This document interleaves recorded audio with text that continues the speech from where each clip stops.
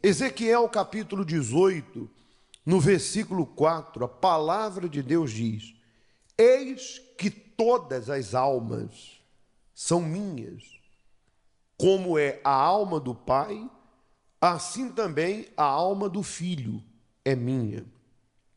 A alma que pecar, essa morrerá.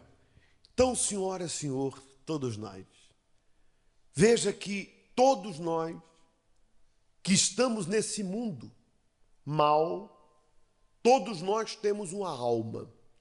Essa alma que nos faz sentir, entender, pensar, é o nosso eu, é a nossa pessoa interior. Essa alma não morre. Essa pessoa não desaparece. O corpo morre, porque nós somos pó, e ao pó tornaremos. E é óbvio, ao longo da vida, o corpo vai envelhecendo. Nós podemos cuidar, mas é inevitável. Mesmo cuidando, vai chegar uma hora que o corpo não vai conseguir mais subsistir ou permanecer de pé, porque ele é frágil. E a pessoa, de alguma maneira, quer por velhice ou por uma doença, ou seja lá o que for, a pessoa, de alguma forma, vai morrer.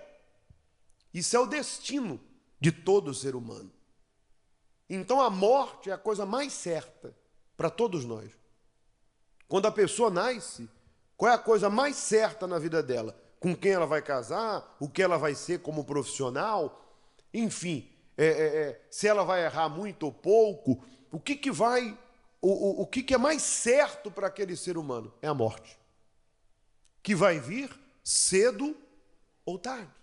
Só que essa morte que todo ser humano vai passar, ela já é algo certo para quem crê, para quem não crê, para o ateu, para o cristão, para o branco, para o negro, não importa quem. Então, quando Deus, aqui nesse versículo 4 de Ezequiel 18, diz que a alma que pecar, essa morrerá, Deus não está a se referir à morte física. Essa morte que todos nós já sabemos que iremos passar. Deus está aqui em Ezequiel 18, 4, a se referir ao quê? A morte espiritual. A morte eterna. Que é a pessoa viver, depois que ela partir desse mundo, quando o corpo dela já não puder mais existir, ficar de pé, resistir, ficar de pé, ela vai ao pó, mas a alma, a pessoa dela, quem ela é, não morre. E aí começa um mistério que a palavra de Deus nos revela. E que, embora eu e você, obviamente, não chegamos do outro lado, mas conseguimos entender como isso vai funcionar. O próprio Senhor Jesus falou muito sobre isso, sobre a vida após a morte, sobre a eternidade com Deus, no paraíso, no reino dos céus, ou a condenação eterna no inferno, e posteriormente a palavra nos revela num lugar ainda pior que o inferno, que é o lago de fogo. São mistérios que hoje nós compreendemos. E quando nós, eu, você, começamos a andar com Deus, a provar e a viver o espiritual, não tem como negligenciar isso, negar, simplesmente ignorar. Besteira. Isso não existe. Isso é conversa. Isso aí é história, é invenção. Não tem como. Porque todos nós aqui já tivemos uma experiência espiritual, boa ou mal, com Deus ou com o diabo. Porque a grande maioria das pessoas que chegam até Jesus, elas chegam porque estão sendo atormentadas, atacadas espiritualmente. As forças espirituais malignas que a Bíblia declara que a nossa luta não é contra carne, nem sangue, nem pessoas, mas contra as forças espirituais do mal nesse mundo. Existe uma guerra espiritual. E cada um aqui de nós já tivemos experiências espirituais com Deus e com o diabo. Eu posso falar por mim, porque antes de conhecer o nosso Senhor Jesus Cristo, eu conheci o diabo lá dentro da macumba. E dentro da própria casa, incorporado na minha avó ou na bruxa que ela chamava. Então, o diabo existe, o espiritual existe, Deus existe. E qual é a posição que eu e você tomamos diante dessa realidade? Negligenciar? E dizer assim, isso é besteira. Eu vou viver a vida da minha maneira. Não. Ou eu vivo a minha vida à maneira de Deus, ou eu vivo a minha vida à maneira do diabo. Porque só existe dois senhores nesse mundo. E eu sou servo de quem eu sirvo. Quem eu sirvo domina a minha vida. Não adianta, na ignorância, no orgulho, eu dizer, na minha vida mando eu. Será?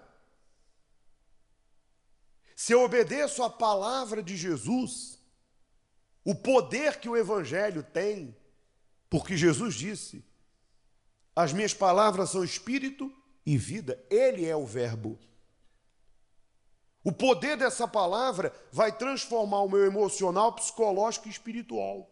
Se eu sirvo a Jesus, Evangelho, essa palavra é poderosa. E se eu seguir ela, não tem como, gente, essa palavra não impactar a minha vida. Porque já falamos sobre isso. Se Deus não existe, digamos, se Jesus não existe, e no final da minha vida eu descobri que Ele não existe, e eu segui todos os princípios dele, me diga o que eu perdi. Me diga o que essa palavra me tornou, pior ou melhor. Aí é que está. Não tem como eu não ser o melhor pai, você não ser a melhor mãe, o melhor filho, um melhor marido, um melhor cidadão nessa sociedade má, seguindo a palavra de Jesus. Uma melhor pessoa para mim mesmo, porque tem gente que não gosta dela mesma, e a palavra me ensina a gostar de mim, a me aceitar como eu sou. Não como eu sou no que diz respeito a viver uma vida desleixada, mas como eu sou na minha natureza humana. Melhorando a cada dia, obviamente. Essa palavra é poderosa para me transformar. Não tem como a pessoa se aproximar de Deus, começar a obedecer e ela continuar sendo quem ela é. Triste, deprimida, infrutífera, infeliz. Uma pessoa que não vive melhor para si, não consegue contagiar, impactar quem está em sua volta. Não tem como isso não acontecer. Isso acontece. Eu vivo melhor e eu consigo tornar melhor a vida das pessoas, por mínimo que seja. Porque quem está a me controlar é a palavra, que é espírito, é o próprio Deus. Agora, o contrário também funciona. Aí entra aquilo que a gente fala, que é muito forte. Eu sempre menciono isso. Eu gostei muito dessa palavra. O que te enche te controla. Está cheio de mágoa? Vai ser controlado por ela.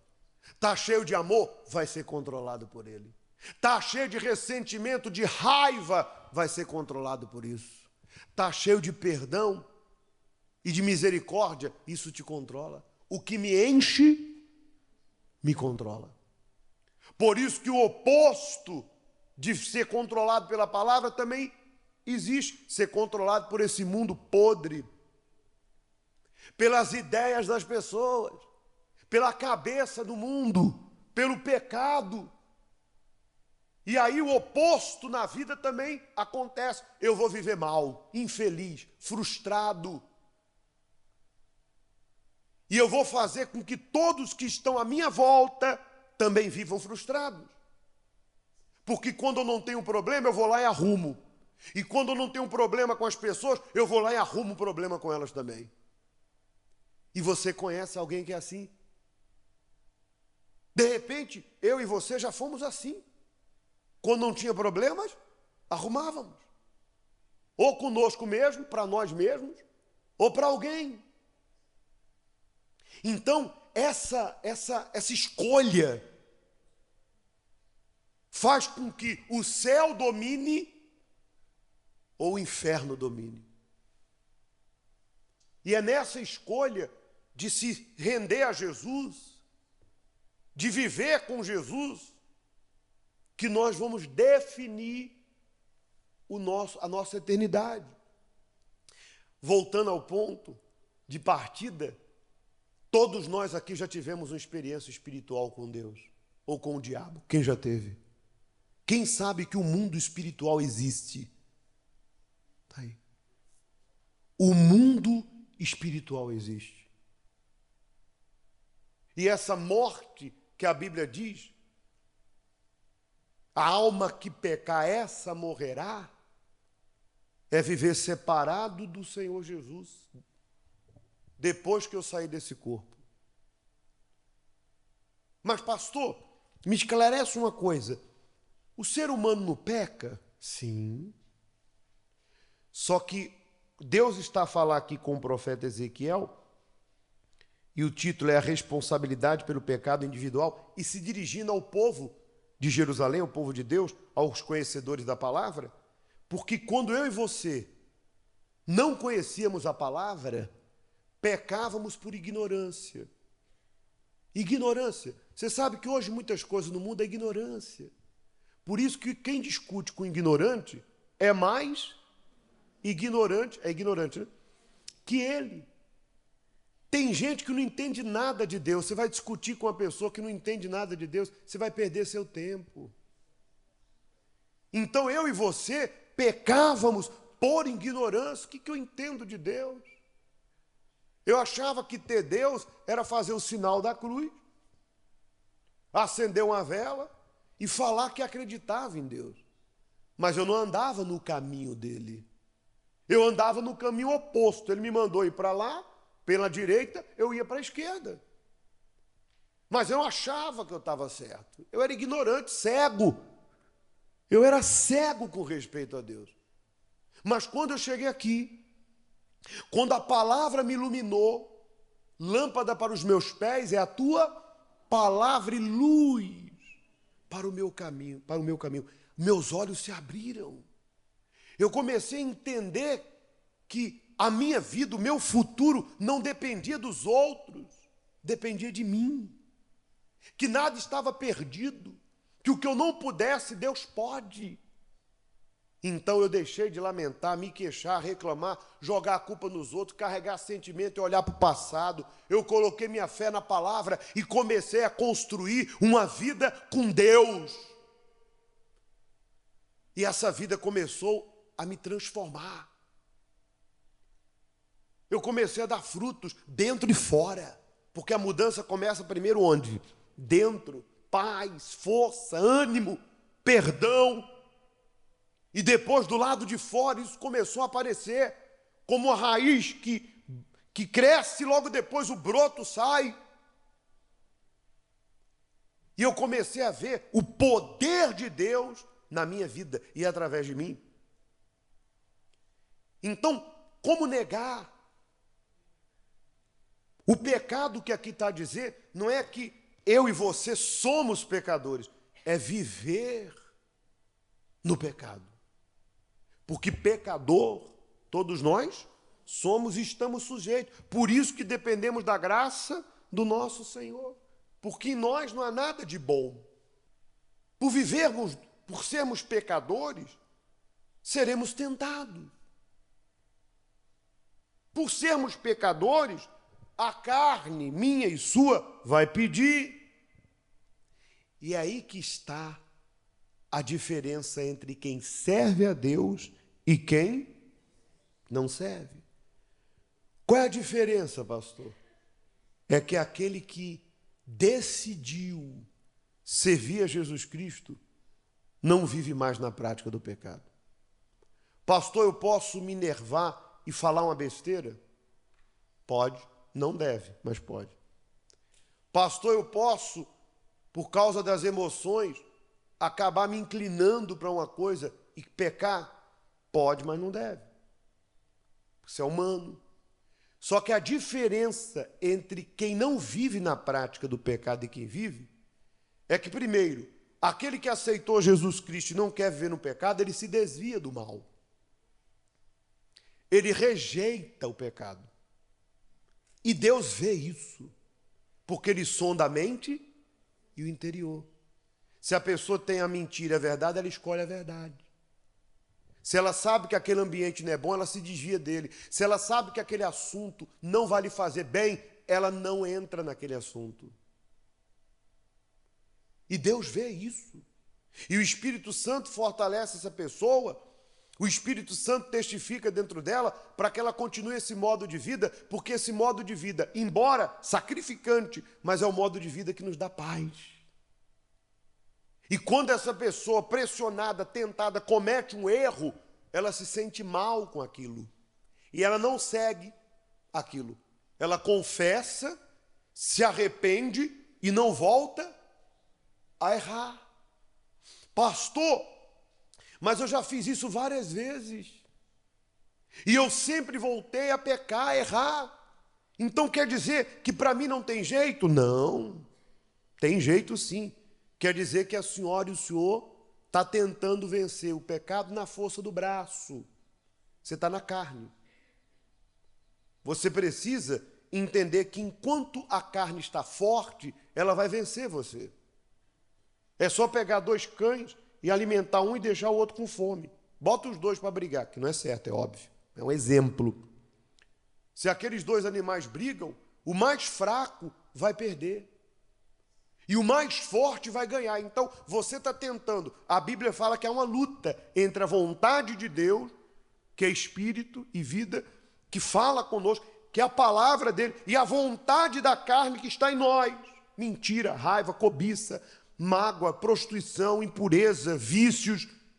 Se eu estiver alimentando minha carne, fazendo o que não devo, me desviando de Deus, desobedecendo, não me inclinando para Ele, minha carne vai sempre querer aquilo e vai se entregar àquilo.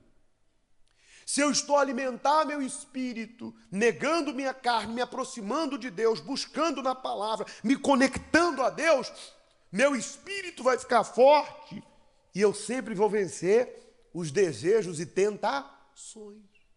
E Deus avalia isso. Significa que Deus não vai te condenar por um erro que você cometeu. Pelo contrário, se você prontamente reconhece e se arrepende, isso é muito importante, Ele te perdoa. Ele te lava. Ele vai te redimir na mente e na alma. E tu segue com Deus. Por isso que você que se sente culpado por erros cometidos, ou o diabo trabalha no teu espiritual te acusando, vença isso. Falando para Satanás o seguinte: diabo, eu não aceito essa acusação. Eu não sou isso. Jesus morreu por mim. Ele me chamou, não foi para condenação, foi para a vida eterna. Eu vou me levantar, eu vou vencer tudo isso e eu vou ficar bem com Deus. Eu vou buscar isso todos os dias e eu vou alcançar. Paulo disse: eu não alcancei a perfeição, mas eu prossigo. Amém? E chegando nesse ponto de não viver no pecado, se nós morremos no arrependimento, aliados com Jesus, a nossa alma não vai morrer eternamente. Quando nós partirmos desse mundo, assim como abrir e fechar de olhos, do outro lado a gente vai encontrar Jesus. Porque ele disse para o ladrão: ainda hoje comigo estarás no paraíso. Que maravilha! Mas se morrermos assumindo o pecado, também não teremos direito à vida eterna. Porque a alma que pecar, essa morrerá eternamente, separado de Deus. O mesmo acontece, para nós concluirmos, lá em Ezequiel 18, 24, só uma observação. Mas desviando-se o justo da sua justiça e cometendo a iniquidade, fazendo conforme todas as abominações que faz o ímpio, porventura viverá? É a pergunta de Deus ao profeta. De todas as justiças que tiver feito, não se fará memória. Na sua transgressão, com que transgrediu, e no seu pecado, com que pecou, neles morrerá. Veja que quando eu desço ali nas águas, em nome do Pai, do Filho e do Espírito Santo, e eu aceito Jesus, o batismo é um símbolo do sepultamento da velha pessoa que eu era. Tudo que eu cometi até ali, Deus esquece. Ele não vai lembrar mais. Se eu fui um adúltero, um mentiroso, se eu vivi na prostituição, no pecado, no roubo, todo o meu passado é apagado aos olhos de quem? Do Senhor. Todo o meu passado é apagado. Eu começo uma nova vida com Jesus. Mas o contrário também acontece. Ainda que eu tenha vivido na justiça, na obediência, se eu resolvo abandonar a verdade e assumir novamente o pecado em minha vida, está ali escrito que a minha justiça, está ali, ó, de toda a justiça que tiver feito, não se fará memória. Justo, porque Deus é justo. Assim como Ele não considera o meu passado de erros, quando eu me arrependo, se eu dou as costas e não quero mais o servir, Ele não vai lembrar do meu passado de justiça.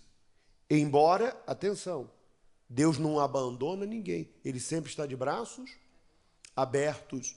Deus não abandona ninguém. Ele sempre está de braços abertos. E a maior prova disso é a parábola do filho pródigo.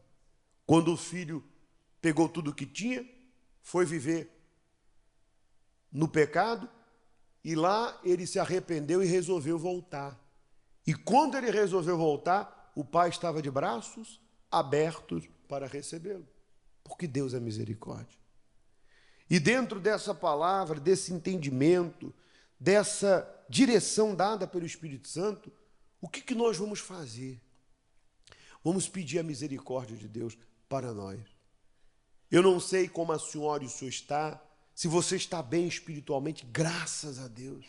Por isso que agora você vai buscar o Espírito Santo para que ele te ajude a permanecer neste caminho, bem, forte, feliz, com lutas, mas com Deus. Se você caiu, está num processo de se levantar, que você volte às práticas das primeiras obras, se levante e seja forte com Deus. E se a senhora e o senhor não decidiu ainda a sua vida, está aqui dentro, conhece a palavra, ouve, sabe, mas não decidiu em que lado ficar, está dividido entre Deus e o mundo, que hoje você decida confessar os seus pecados, arrepender-se dos mesmos e abraçar a fé em Jesus Cristo. Amém?